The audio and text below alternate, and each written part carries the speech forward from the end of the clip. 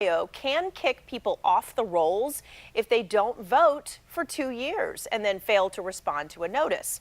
Critics say thousands of people have been denied their right to vote. Supporters say this purge fights voter fraud and keeps records current. Well, how about this? Wanted by the government for 35 years, an Air Force officer labeled a deserter after disappearing back in 1983. Well, now found alive and living under an assumed name in California. Federal agents arrested Captain William Hughes while investigating passport fraud. Some had feared that Hughes, who worked on classified systems with NATO, had been captured by the Soviets or defected. Hughes told authorities he simply just wanted to get out of the military. Well, new details now on the attack that seriously injured Kentucky Senator Rand Paul. Court documents show Paul's neighbor lost his temper over yard debris. Dr. Rene Boucher tackled Paul, breaking 6 of his ribs. That neighbor will be sentenced Friday after pleading guilty to assaulting a member of Congress. Prosecutors are seeking a 21-month sentence. His attorneys want probation. And actress Rose McGowan has been indicted on felony drug charges in Loudoun County. Police say cocaine was found in a wallet that she left on a plane at Dulles when she came for the Women's March last year.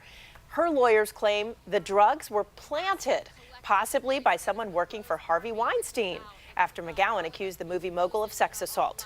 If convicted, she could face up to 10 years in prison. Well, this Thursday does mark 1 year since shots rang out at a congressional baseball practice, nearly killing Congressman Steve Scalise. And now the Louisiana Republican is writing a book about the experience, calling it Back in the Game. The memoir is billed as a, quote, tight, inspirational narrative about the shooting. It is set to be released November 13th. Well, turning back now to our coverage of the Capitals Stanley Cup celebration.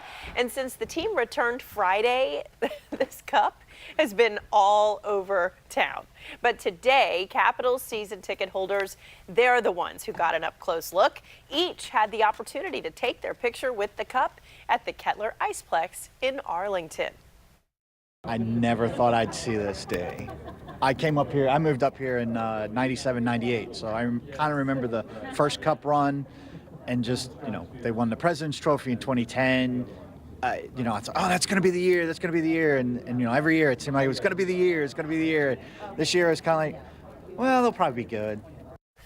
What's Ovi doing, though, without the cup? Yeah. Oh, no, he's taking a nap in the other room. Yeah. Right. Yeah. Of course, tomorrow, Lord Stanley's Cup will be front and center as the Caps Victory Parade makes its way right down Constitution Avenue. A lot of fans got a treat. Don Tito's up in Clarendon, apparently on the rooftop. Oshie was up there with the cup, and then the whole team met him up there, and the fans that were there, they were all in the streets blowing. He's waving the cup off the roof. Over the edge. And then they were behind the bar at Cafe Milano. They're all over the place. Swimming in the fountain. It's been one of my favorite. Katie Ledecky tweeted that Ovi's form was perfect when he was swimming in the fountain. In the 2 inches of water that he was. Yeah, exactly. I just thought that was so funny. Good for him. He had a few drinks. Yeah, maybe just a little.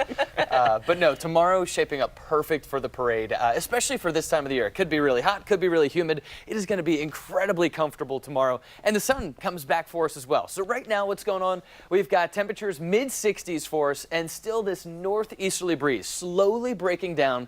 But what you're going to notice here is that the dew point starts to drop, so the amount of mugginess in the air, that's on the way down, and so is our actual temperature. Tonight, we are going to cool off quite a bit. So here's the big picture. That layer of cloud cover continues to drop off to the south again as we dry out. Not looking for rain for tomorrow, but at this point, we are still cloudy. By tomorrow morning, just about all of that is down to our south. So check this out. 58 degrees tomorrow morning in D.C., so it's a cool start. 50 in Gaithersburg, maybe even 48 near Frederick. So we do have kind of that cool, crisp morning.